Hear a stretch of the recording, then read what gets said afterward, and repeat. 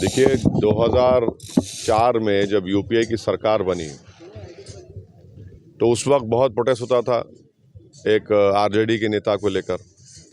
आपकी कैबिनेट में मंत्री है, मंत्री की गाड़ी से उनके बेटे ने 4 किसानों को कत्ल कर दिया, तो किस बुनियाद पर रख रहे हैं आप? अंग्रेजी कहावत है कि seizures wife should be above suspicion. एक कलेक्टिव पार्लियामेंट रिस्पॉन्सिबिलिटी की जिम्मेदारी प्रधानमंत्री की होनी चाहिए कि जब तक उनके बेटे को कोर्ट फैसला लेती आप उनको मंत्रिमंडल में कैसे रखेंगे? वो भी होम मिनिस्ट्री, इंटरनल सिक्योरिटी, क्या उनके मंत्री पद पर रहने से वो इन्फ्लुएंस नहीं कर पाएंगे? कैसा? आप तो रखने नहीं चाहिए उनको। अगर प्रधानमंत्री ये तमाम बातें करते हैं, उनकी सरकार ये बातें करती है कि वो फलां क्रिमिनल, ये फलां, अरे भाई आप ही के पार्टी में बैठा है ना एक आदमी, आप उनको क्यों बचा रहे हैं? सभा के उसको देख के ये किया जा रहा है क्या? अब देख, बहुत सी चालें चलते हैं लोग, तो उसमें चलते हैं। इनको ज़मीन खिसक रही है इनके पैर के नीचे से, दिखाने को कुछ ही नहीं है।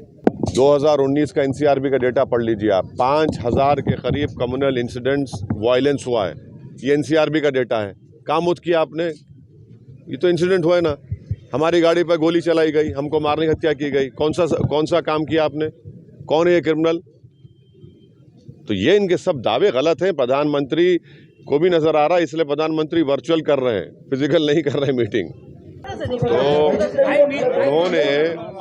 उन्होंने अपने ही पार्टी के कई नेताओं का टिकट काट दिया, कई नेताओं का टिकट काट दिया, चाहे बदायूं के नेता हों, चाहे वो आजमगढ़ के हों, चाहे मुजफ्फरनगर के हों, चाहे सहारनपुर के हों।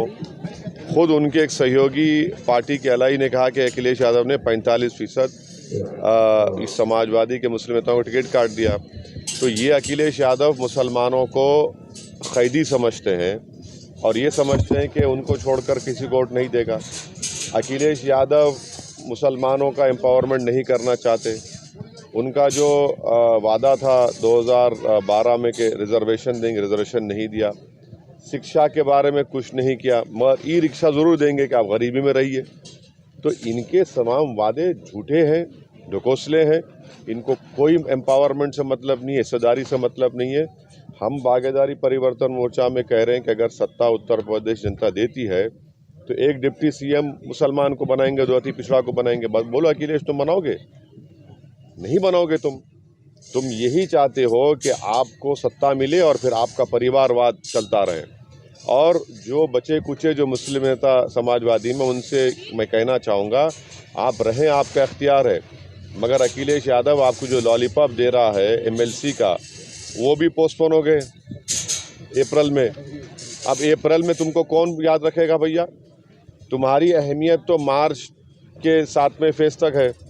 और रहा सवाल राज्यसभा का, वो तो सिर्फ प्रोफेसर को मिलेगा, तुम तो प्रोफेसर भी नहीं हो, तो इनको सोचना चाहिए। हिजाब को लेकर लगातार है, उनको अगर मन आपको ये लग रहा है कि एक लड़की जो मोटरसाइकिल चलाकर घर से निकलकर अपने कॉलेज को आती है, बीकॉम सेकेंड ईयर की, वो अपनी मर्जी से मोटरसाइकिल नहीं चला रही है? अब बताइए आप। चला रही है। बिल्कुल। अगर आप पिता हैं या मैं पिता हूं और मैं अगर मोटरसाइकिल दिला रहा हूं अपनी बेटी को जो सेकेंड ईयर ग्रेजुएशन में है, तो जाहिर है उसकी मर्जी उसमें शामिल है। और एक बात समझिए, आप लोग से मैं गुजारिश करूंगा कि सुप्रीम कोर्ट का जजमेंट है पुट्टुस्वामी का, जिसमें सुप्रीम कोर्ट ने साफ कह दिया कि भारत के संविधान में अब चॉइस एक फंडामेंटल राइट है। कोई किसी को मजबूर नहीं कर सकता कि कौन क्या पहने, कौन क्या खाए। संविधान कॉलेज या स्कूल में जाने से सस्पेंड नहीं होता। संविधान एक लिविंग डॉक्यूमेंट है और कर्नाटका की सरकार ने डेलिबरेटली इस मसले को उठाया क्योंकि वो पॉलिटिकली ग्राउंड लूज कर चुके हैं।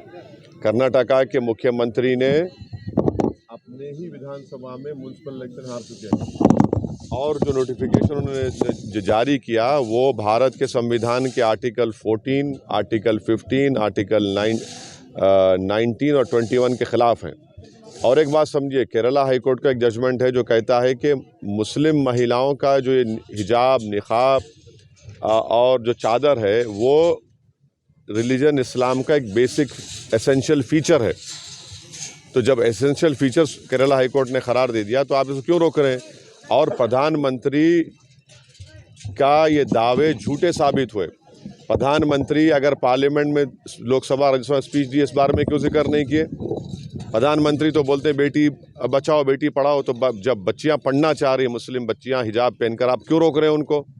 और प्रधानमंत्री ट्रिपल तलाक की बात करते हैं वर्चुअल रैली में, इसकी बात करिए ना आप। क्या मुस्लिम महिला आपको पसंद नहीं है कि जो हिजाब और निकाब पहनकर भी एम्पावरमेंट हासिल कर रही है? तो प्रधानमंत्री की और उनकी सरकार, चाहे वो देश में हो या कर्नाटक में हो, वो नहीं चाहती मुस्लिम महिलाओं का एम्पावरमेंट। ट्रिपल तलाक से किसको फ़ायदा हुआ? नुकसान हो रहा है सबको, मुस्लिम महिलाओं को उससे। उस कानून से कोई फ़ायदा नहीं है। तो प्रधानमंत्री के तमाम दावे गलत हैं, झूठे हैं, और प्रधानमंत्री सिर्फ जुमलेबाजी पर भरोसा करते। एक लफ्ज़ नहीं बोल सके कर्नाटका में जो एक बच्ची को घेर लिया गया, बच्चियों को रोका जा रहा है। क्यों रोक रहे हैं? पढ़ने से रोक रहे हैं ना उनको आप। तो ये नफरत की निशानी है और कुछ नहीं है। क्या लग रहा है उसका? ये अगर ये लोग जो नारे लगा रहे हैं तो वही तो कर रहे हैं ना, वही तो कर रहे हैं, दिखाने को कुछ है ही नहीं उत्तर प्रदेश जनता को। तो इसीलिए इस तरह के विवादित, इस तरह के इमोशनल रेटरिक बोलिए या कम्युनल जो भी है वो कर रहे हैं। और जब सुप्रीम कोर्ट का जजमेंट है और प्लेसेस ऑफ वर्शिप एक्ट है, जिसमें खास साफ तौर पर कहा गया, तो हो सकता है कि शायद उसको भी अमेंड कर दें वो लोग मेजॉरिटी के ऊपर अपने पार्लियामेंट में। वही नज़र आ रहा है हमको कि जो 1991 का places of worship religious act है, जिसमें कहा गया कि सिवाय बाबरी मस्जिद को छोड़कर जितने रिलीजियस प्लेसेस हैं उनको हाथ नहीं लगाया जाएगा, उनको कोई उस पर डिस्प्यूट नहीं होगा, ना कोर्ट में जाएंगे। पार्लियामेंट का एक्ट है, तो शायद लगता है प्रधानमंत्री और बीजेपी आरएसएस मिलकर उस एक्ट को अमेंड करना चाहती है। आपको सुरक्षा देने की बात की जाए पर आप मना